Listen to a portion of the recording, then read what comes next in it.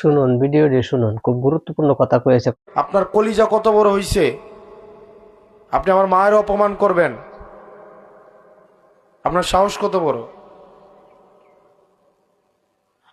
আমাদের জীবন গেল, আমাদের মা বোনের ইজ্জত রক্ষা করতে আমরা দুইবার ভাববো না।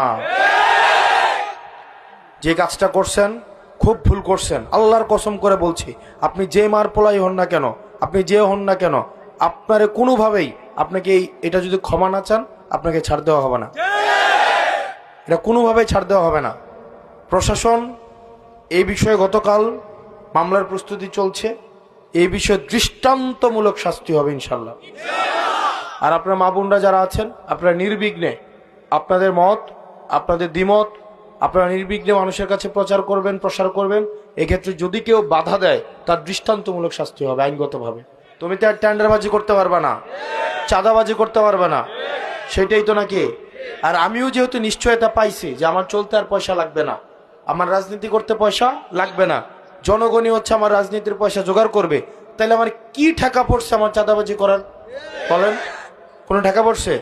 আর আমি যে স্পষ্টতই বলছি, আমার নেতা কর্মী যারা ধান্দাবাজ চাঁদাবাজ হইতে চায়, করতে চায়, তাদের সাথে তো আমি তাদের দায়িত্ব আমি নিব না। যারা ছবির রাজনীতি করতে চায় তাদের দায়িত্ব আমি নিব না।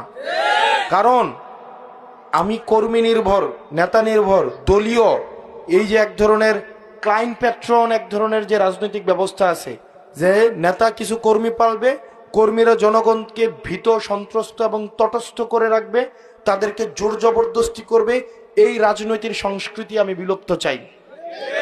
কর্মীরা জনগণ থেকে উঠে আসবে।